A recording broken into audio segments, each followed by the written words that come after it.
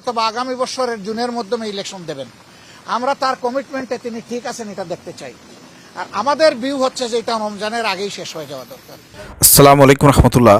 প্রিয় দর্শক, রিসেন্টলি আমির জামাত ডক্টর শফিকুর রহমান এবং জামাত ইসলামের প্রতিনিধি দল বর্তমান অন্তর্বর্তীকালীন সরকারের প্রধান উপদেষ্টা ডক্টর ইউনূসের সঙ্গে বৈঠক করেছেন।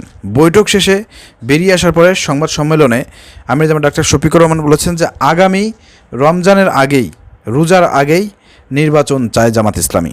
তো এই আগামী রোজার আগে নির্বাচন চাই বাংলাদেশ জামাত ইসলামী, এই বক্তব্য দেওয়ার পর থেকে এটা নিয়ে কিন্তু সোশ্যাল মিডিয়ায় তোলপাড় এবং রাজনৈতিক অঙ্গনেও কিন্তু তোলপাড় যে বাংলাদেশ জামাত ইসলামী তো নির্বাচন চায় না।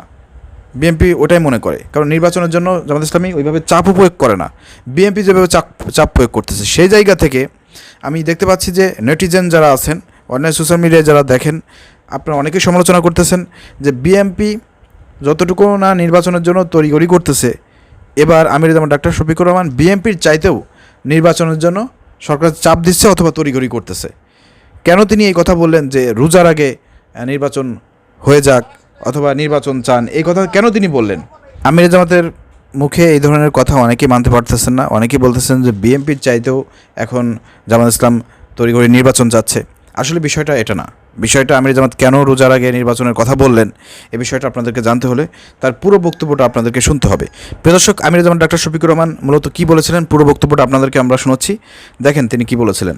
প্রধান উপদেষ্টা বলেছেন যে তিনি এই দেশের এই বছরের ডিসেম্বর অথবা আগামী বছরের জুনের মাধ্যমে ইলেকশন দেবেন। আমরা তার কমিটমেন্টে তিনি ঠিক আছেন এটা দেখতে চাই। আর আমাদের ভিউ হচ্ছে যে এটা রমজানের আগেই শেষ হয়ে যাওয়া দরকার। ওই জুন পর্যন্ত অপেক্ষা করলে তখন বর্ষা, ঝড়, ঝাপটা, বিভিন্ন ধরনের প্রাকৃতিক দুর্যোগ আসবে, তখন আবার ইলেকশনটা অনিশ্চিত হয়ে যাওয়ার আশঙ্কা দেখা দিবে। তারা শুধু এতটুকু জানতে চেয়েছেন যে প্রিয় দর্শক, আপনারা বুঝতে পেরেছেন আমির জামাত ডক্টর শফিকুর রহমান যেটা বলেছেন যে যেহেতু প্রধান উপদেষ্টা ডক্টর ইউনূস তিনি বলেইছেন যে এই বছরের ডিসেম্বরে নির্বাচন দেবেন, না হলে আগামী বছরের আপনার জুনের মধ্যে নির্বাচন তিনি কমপ্লিট করবেন। তো সেই ধারাবাহিকতায় আমির জামাত ডক্টর শফিকুর রহমান বিশ্বাস করেন যে আপনার ডক্টর ইউনূস তিনি তার কথা রাখবেন, কমিটমেন্ট রাখবেন। এই জন্য তিনি বলেছেন যে জুন দরকার নয়, জুনের সময় অনেক ঝড় ঝাপটা, বৈশাখী, বিভিন্ন রকমের বর্ষা, অনেক আপনার প্রাকৃতিক সমস্যা সৃষ্টি হবে, প্রাকৃতিক দুর্যোগ দেখা দেবে। তো ওই সময়টা দেখা যাবে যে নির্বাচন করতে সমস্যা হবে এবং দেখা যাবে যে পরবর্তীকালে লেট হয়ে যাবে। এজন্য যেহেতু কমিটমেন্ট অনুযায়ী ডক্টর ইউনূস বলেছেন যে ডিসেম্বর অথবা জুন, এজন্য তিনি বলেছেন যে জুন দরকার নাই, জুনের আগেই যে রমজান মাস আছে, রোজার আগেই নির্বাচনটা কমপ্লিট করার জন্য। তো বিষয়গুলো আপনারা বুঝতে পেরেছেন। তো এখানে যারা আমির জামাত ডক্টর শফিকুর রহমানের এই বক্তব্য নিয়ে, তার এই দাবি নিয়ে যারা প্রতিক্রিয়া দেখাচ্ছেন, আপনারা একটু চিন্তা ভাবনা করে প্রতিক্রিয়া দেবেন। এখানে আমির জামাত ডক্টর শফিকুর রহমান বলেছেন যে আমাদের ইচ্ছা, আমাদের চাওয়া হচ্ছে রোজার আগে শেষ করার জন্য। রোজার আগে কেন শেষ করতে হবে সে বিষয়ে কিন্তু তিনি স্পষ্ট ডিক্লেয়ার দিয়েছেন। অতএব এখানে আলোচনা সমালোচনা করার কোনো প্রশ্নই আসে না। আর নির্বাচন তো বাংলাদেশ জামাত ইসলামী চাইবেই। অনেকেই মনে করেন যে জামাত ইসলামী মনে হয় নির্বাচন চায় না, বিএনপি চাচ্ছে, জামাত ইসলামী চাচ্ছে না। আর দীর্ঘদিন ধরে মনে হয় অন্তর্বর্তীকালীন সরকার ক্ষমতায় থাকলে পারে জামাত ইসলামের অনেক ভালো হবে। বিষয়টা কিন্তু এরকম না। গণতন্ত্রের স্বার্থে যেহেতু বাংলাদেশে আজকে 15 থেকে 17 বছর ধরে দেশে কোনো নির্বাচন নাই, অর্থাৎ দেশের মানুষ নির্বাচনের জন্য সবসময় বসে আছে, নির্বাচন চাচ্ছে। অর্থাৎ সেই ক্ষেত্রে জামাত ইসলামী নির্বাচন চায় না, এই ধরনের কথাবার্তা বলে জামাত ইসলামকে নেগেটিভ করা এটাও কিন্তু ঠিক না। তো বাংলা জামাত ইসলামী নির্বাচন চাই সংস্কারের সাথে সাথে, কারণ সংস্কার না হলে পরে আগামী যে নির্বাচন হবে সেই নির্বাচন কিন্তু সরকার কন্ট্রোল করতে পারবে না, এবং পূর্বের মতন কিন্তু আপনার নির্বাচন হলে পরে সেই নির্বাচন সবার কাছে গ্রহণযোগ্য হবে না। তো ফ্রি ফেয়ার ইলেকশন করতে গেলে পরে অবশ্যই সংস্কার দরকার।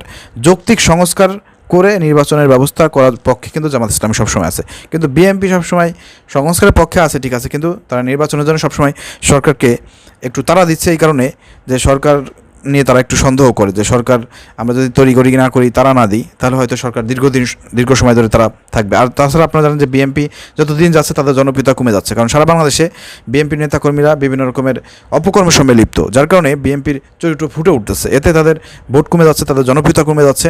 এই জন্য বিএনপি সবসময় তাড়াহুড়া নির্বাচন চাচ্ছে। যাই হোক, প্রিয় দর্শক, আপনার বিষয়টি বুঝতে পেরেছেন।